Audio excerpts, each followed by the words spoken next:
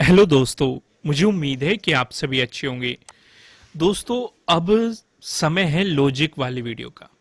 आज की ट्रेड के पीछे क्या क्या लॉजिक हो सकते थे, किस तरीके से ट्रेड को प्लान करना था, इन सारी चीजों को समझने की कोशिश करते हैं।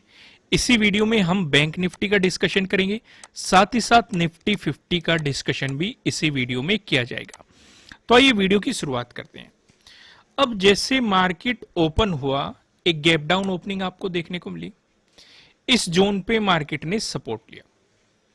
ऑब्वियसली मार्केट इस जोन पे सपोर्ट ले सकता था। इसके पीछे का लॉजिक क्या रहेगा, आप यहां पे देखेंगे 13 को अगर आप फोकस करोगे, इसी जोन पे आपको क्या देखने को मिल रहा है, रेजिस्टेंस देखने को मिल रहा है। ब्रेकआउट मिलने के बाद सपोर्ट देखने को मिल रहा है, फिर से ब्रेकडाउन मिलने के बाद यहां पे मार्केट ने रेजिस्टेंस दिखा रखा है। यानी कि 13 को ये लेवल काफी इंपॉर्टेंट बना रहा और आज भी मार्केट इसी जोन पे सपोर्ट लेके एक पॉजिटिव मोमेंटम दिखा दिया। अब यहां पे सवाल क्या था, यहां पे आपने यहीं पे ही सेलिंग पोजीशन क्यों नहीं बनाई? क्योंकि अगर आप ध्यान से देखेंगे 14 का अगर आप डे लो देखेंगे, डे लो का ब्रेकडाउन मिल रहा है। अब डे लो के ब्रेकडाउन पे क्या काम करता है? डे लो के ब्रेकडाउन पे हमारा ये रूल एक्टिवेट हो जाता है कि आप सेलिंग पोजीशन बना सकते हैं। क्योंकि डे लो किस तरीके से एक्ट करेगा, अगर मार्केट उसे ऊपर से नीचे की तरफ अप्रोच कर रहा है तो ये सपोर्ट की तरह एक्ट करेगा, अगर नीचे से ऊपर की तरफ अप्रोच कर रहा है तो ये रेजिस्टेंस की तरह एक्ट करेगा, और अगर इसका ब्रेकडाउन मिल रहा है तो हमें क्या मिलेगी? सेलिंग अपॉर्चुनिटी मिलेगी। अगर इसका ब्रेकआउट मिल रहा है तो हमें बाइंग अपॉर्चुनिटी मिलेगी। इस स्ट्रेटेजी पे मैंने आपको वीडियो भी प्रोवाइड की हुई है, जो कि आपको नीचे डिस्क्रिप्शन में लिंक मिल जाएगा। लेकिन यहां पे सेलिंग पोजीशन न बनाने के पीछे का लॉजिक सिर्फ और सिर्फ ये था, कैंडल की क्लोजिंग। अगर इसकी कैंडल की क्लोजिंग इसके डे लो के यानी कि 14 के डे लो के नीचे हो जाती तो यहीं से ही एक सेलिंग अपॉर्चुनिटी आपको मिल जाती, या फिर हम यहां पे वेट करते। अगर कैंडल की क्लोजिंग इससे नीचे हो रही है तो इस कैंडल के लो को हम मार्क कर लेते और जब उसका ब्रेकडाउन होता तब हम सेलिंग पोजीशन बना सकते थे। या फिर तीसरी थ्योरी, अगर यहां पे कोई प्राइस एक्शन क्रिएट होता बियरिश, तब हम सेलिंग पोजीशन बना सकते थे। लेकिन ऐसा कुछ भी नहीं हुआ। यहां पे ब्रेकडाउन जरूर हुआ लेकिन कैंडल की क्लोजिंग ऊपर की तरफ हुई। तो यानी कि यहां से हमें ना तो बाइंग मिली है ना ही सेलिंग मिली है। सेलिंग तो नहीं मिली है, पर इसका मतलब यह नहीं होता कि आपको बाइंग अपॉर्चुनिटी मिल गई है। इसके लिए हम क्या मार्क करेंगे? इसके लिए हम कुछ जोन को मार्क करेंगे। पहले वाला जोन ये रहेगा। इसके पीछे का लॉजिक क्या है? 14 को ही आप देखेंगे मार्केट ने इस जोन पे एक मजबूत रेजिस्टेंस की तरह एक्ट किया, तो यानी कि हम इसका ब्रेकआउट होने देंगे। साथ ही साथ यानी कि इसके ब्रेकआउट पे हम बाइंग के लिए तैयार हो जाएंगे, लेकिन बाइंग नहीं करेंगे। बाइंग हम कब करेंगे? जब हमें 14 के डे हाई का ब्रेकआउट मिल जाएगा। ये मैंने आपको एनालिसिस वाली वीडियो में भी समझाया था। तो मार्केट ने ना तो इस लेवल का ब्रेकआउट दिया है ना ही इस लेवल का ब्रेकआउट दिया है, यानी कि हम बाइंग भी नहीं कर सकते, ना तो हम सेलिंग कर सकते ना ही बाइंग कर सकते अभी तक। ठीक है। अब मार्केट यहां पे चला गया थोड़ा सा साइडवेज। अब हम लेवल मार्क करके बैठे हुए हैं, ना तो बाइंग करनी है ना सेलिंग करनी है। अब सिनेरियो क्या बन रहा है मार्केट में? अब हमें यह तो पता है कि मार्केट ने इस लेवल को टच कर लिया है, जो कि है 44,100 का। अगर इससे ऊपर निकल के 14 के डे हाई का ब्रेकआउट दे देता है और प्राइस ऊपर सस्टेन करता है, तब मिल सकती है हमें बाइंग अपॉर्चुनिटी।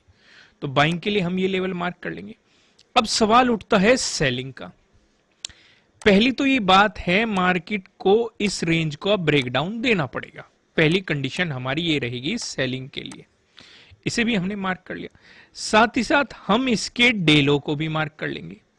और ध्यान से अगर आप देखेंगे, जो 14 का डे लो है कहीं ना कहीं 13 का डे हाई भी उसी के आसपास है।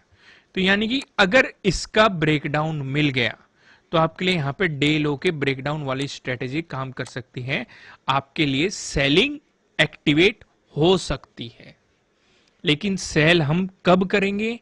हम इस कैंडल के लो को मार्क करेंगे। जब इसका ब्रेकडाउन होगा तो एक प्योर कंफर्मेशन हमें मिल जाएगा कि हमें यहां पे सेलिंग करनी है।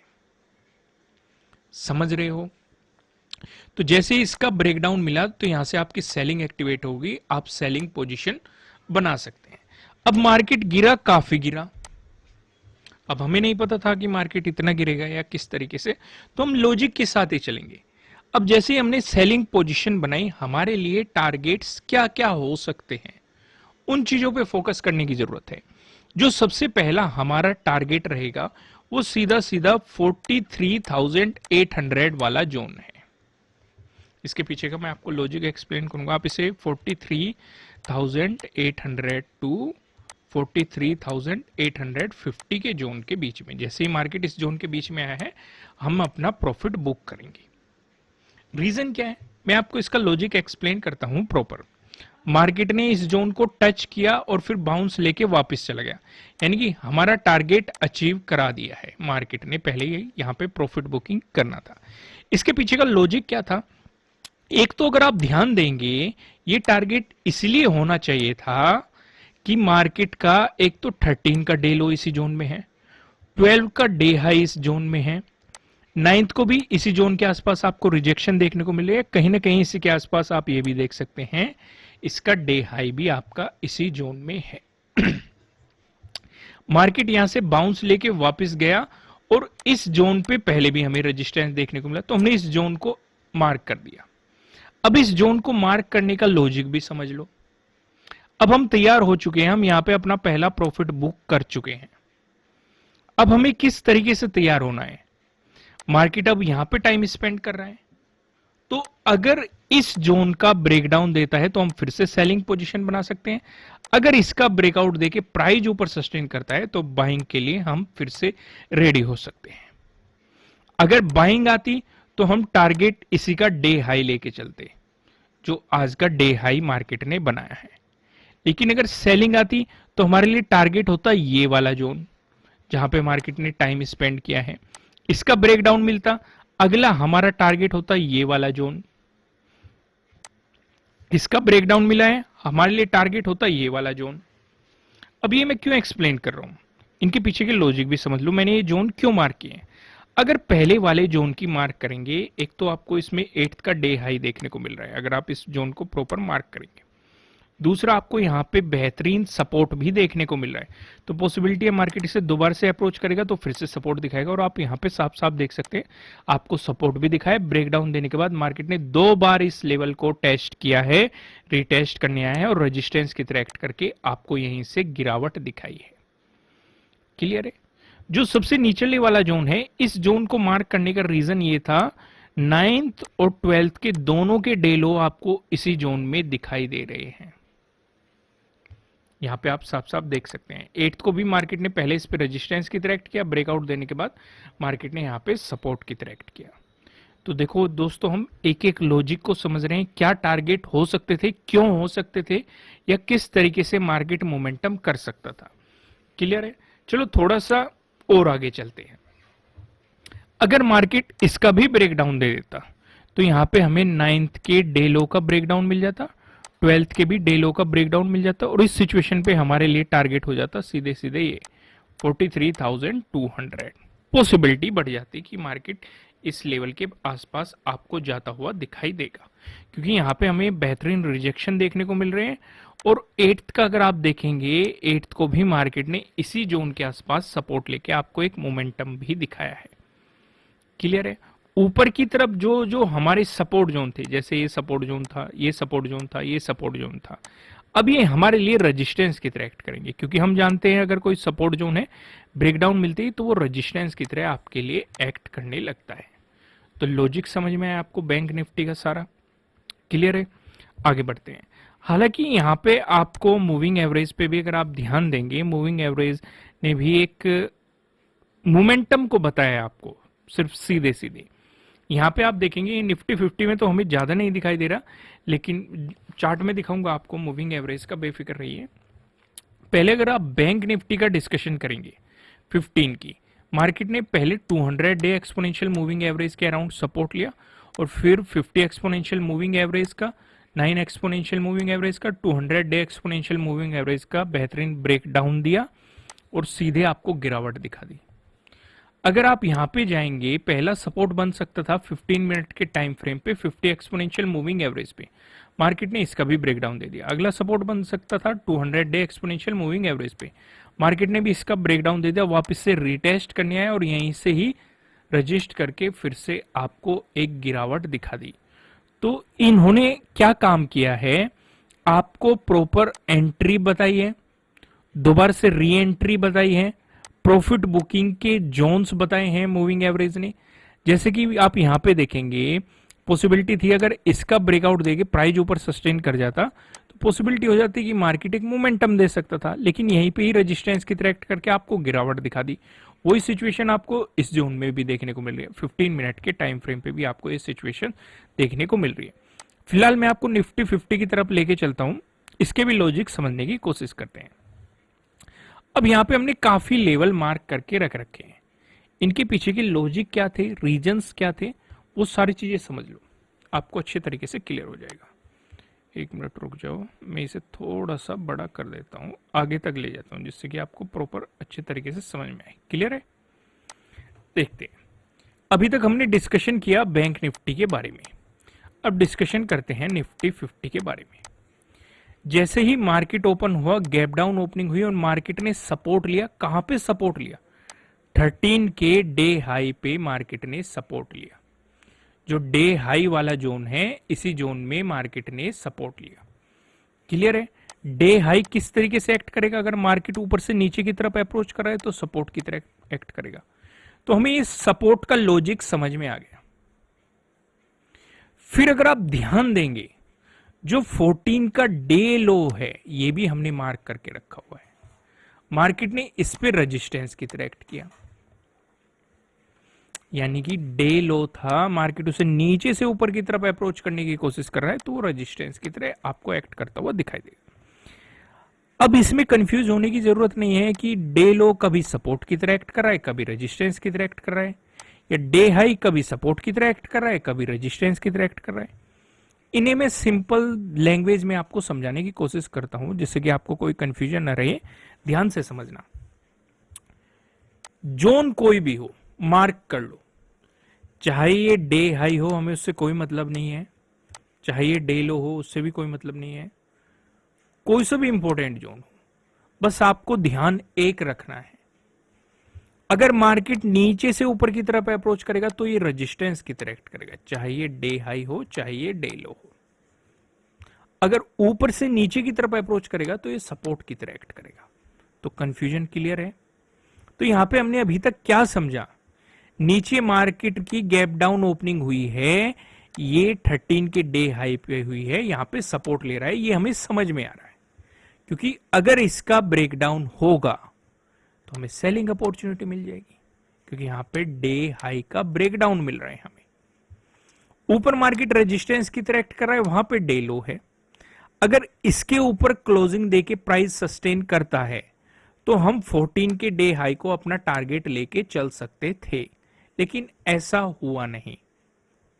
क्लियर है? ये भी मैंने आपके लिए मार्क करके रखा हुआ है कि ऊपर की तरफ टारगेट ये हो सकता है।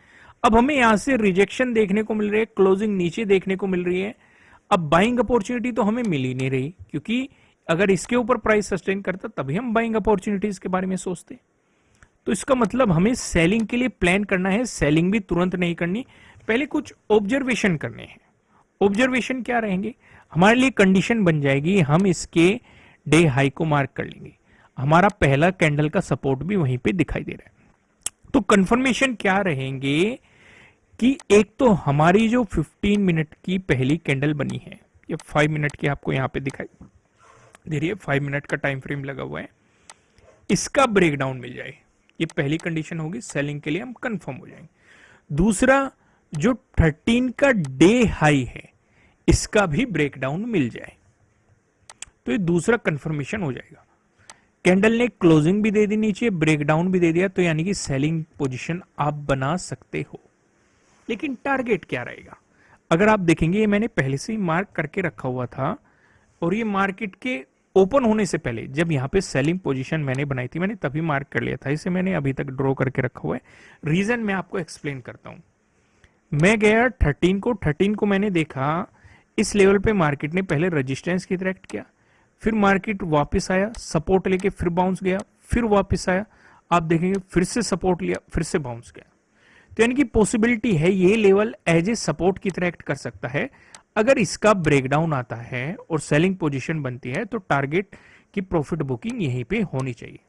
अब इतनी बड़ी गिरावट आ रही है वो तो हमें नहीं पता था, क्योंकि हम तो सिंपल नजदीकी, मैं आपको क्या कहता हूं, नजदीकी सपोर्ट रेजिस्टेंस देखो और उन्हीं के अकॉर्डिंग पोजीशंस बनाओ। तो इस जोन में जैसे ही मार्केट टच करता है प्रॉफिट बुकिंग हो चुकी है, यानी कि पहली क्वांटिटी हम, यानी कि पहली ट्रेड हम प्रॉफिट बुकिंग के साथ बुक कर चुके हैं। अब हम नए लेवल्स मार्क करेंगे। नए लेवल्स लॉजिक के हिसाब से क्या रहेंगे? बहुत ही सिंपल लॉजिक है। लॉजिक के हिसाब से अब हमें सपोर्ट जोन का तो पता है, मार्केट सपोर्ट लेके वापस चला गया। अब हमें ये जोन पर भी पता चल गया, क्योंकि बार बार यहां पे रेजिस्टेंस की तरह एक्ट कर रहा है, यहां पे सपोर्ट की तरह एक्ट कर रहा है, रेजिस्टेंस सपोर्ट रेजिस्टेंस सपोर्ट। हम इसे मार्क कर लेंगे और इसे भी मार्क कर लेंगे। एक जोन क्रिएट होगा हमारे लिए। अगर इसका ब्रेकडाउन आया तो हमें फिर से सेलिंग अपॉर्चुनिटी मिलेगी। अगर इसका ब्रेकआउट आया और प्राइस ऊपर सस्टेन करा तो हमें बाइंग अपॉर्चुनिटी मिलेगी। और ऊपर की तरफ हमारा क्या टारगेट रहेगा? पहला टारगेट तो ये रहेगा 13 का डे हाई। क्लियर है? अगर इसका ब्रेकआउट मिला, जो आज का डे हाई बना है, ये टारगेट हो जाएगा। या फिर आप ये कह सकते हैं कि उससे पहला टारगेट 14 का डे लो हो जाएगा। क्लियर? लेकिन ऊपर तो मार्केट ने ब्रेकआउट दिया ही नहीं, तो अब हमें चलना है नीचे की तरफ। मार्केट ने इसका ब्रेकडाउन दे दिया, यानी कि फिर से एक सेलिंग अपॉर्चुनिटी आपके लिए यहां पे क्रिएट होती हुई आपको दिखाई दे रही है। अब इस सिचुएशन पे अगर आप देखेंगे, मैंने पीछे काफी जाके इस जोन को फाइंड आउट किया है, ये है 18,542 का। अब इसके पीछे लॉजिक क्या था? क्योंकि अगर इसका ब्रेकडाउन मिला तो सेलिंग पोजीशन अगर बनती है तो अगला सपोर्ट जोन इसी के पास होना चाहिए।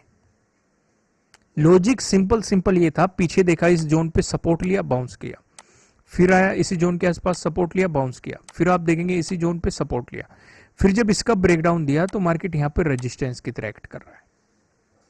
तो यानी कि इस लेवल पे एक इंपॉर्टेंट रोल प्ले मार्केट कर सकता है। हालांकि यहाँ पे काफी इंपॉर्टेंट लेवल है और मार्केट ने उन सभी की रेस्पेक्ट भी की है, उन सभी के लिए। तो मार्केट में अब आपके लिए टारगेट सीधा ये वाली लाइन हो जाती, और मार्केट ने, आप देखेंगे, इसे टच भी किया है और साइडवेज हो गया, इसकी रेस्पेक्ट भी की है। फिर से हम लेवल मार्क कर लेंगे भाई, यहीं पे अपना प्रॉफिट बुक अगर हो गया फिर से मार्क कर लो। अगर इसका ब्रेकडाउन आया फिर सेलिंग अपॉर्चुनिटी मिलेगी। अगर ऊपर की तरफ मार्केट गया तो हम इंतजार करेंगे इस लेवल के ब्रेकआउट का, क्योंकि आप 2 बार प्रॉफिट बुकिंग कर चुके हो। तो बेहतर क्या है, इस लेवल का आपको ब्रेकआउट मिले, तभी आपको अपॉर्चुनिटीज के बारे में सोचना है। क्लियर है? फिर आपको ये अपॉर्चुनिटी मिली, आप यहां पे देखेंगे 13 के डे लो पे मार्केट ने सपोर्ट लेने की कोशिश की है। इसी पे आपको 12 का डे हाई भी आपको यहीं पे दिखाई दे रहा है। तो ये भी तो चीजें होती है, आप इन लेवल्स को, डे हाई डे लो, सारी चीजों को देखते रहो और मार्क करते रहो, तो आपको अगले सपोर्ट रेजिस्टेंस मिलते रहेंगे। क्लोजिंग को मार्क करो, वे रेस्पेक्ट करेंगे, मार्केट उनकी रेस्पेक्ट करेगा और आपकी नॉलेज इसी तरीके से बढ़ेगी। अब ये चीजें मैं आपको खोल के बता रहा हूं तो आपके काफी कॉन्सेप्ट धीरे धीरे क्लियर होते जा रहे होंगे। इसी बात पे लाइक कर दिया करो वीडियो को। क्लियर है? यहीं पे अगर मैं आपको मूविंग एवरेज समझाऊं, मूविंग एवरेज पे मार्केट का पहला सपोर्ट जो बन रहा था 5 मिनट के टाइम फ्रेम पे, ये 200 डे एक्सपोनेंशियल मूविंग एवरेज बन रहा था। इसका ब्रेकडाउन देते ही नीचे मूविंग एवरेज के लिए कोई भी सपोर्ट नहीं था। यहाँ पे क्या सपोर्ट बन रहा था? पहली ही कैंडल में मार्केट ने तीनों का ब्रेकडाउन दे दिया था। क्लियर है? तो ये भी आपको सेलिंग सिग्नल दे रहे थे, यहाँ पे भी आपको सेलिंग सिग्नल मिल रहा था। फिलहाल आज की वीडियो में इतना ही, फिर मिलेंगे किसी नेक्स्ट वीडियो में। वीडियो को लाइक कीजिएगा, चैनल पर नहीं हो तो सब्सक्राइब कीजिएगा और बेल आइकन प्रेस कीजिएगा, जिससे आपको आने वाली वीडियोस के नोटिफिकेशन मिल सकेंगे। फिर मिलेंगे किसी नेक्स्ट वीडियो में किसी अच्छे कंटेंट के साथ। Thank you.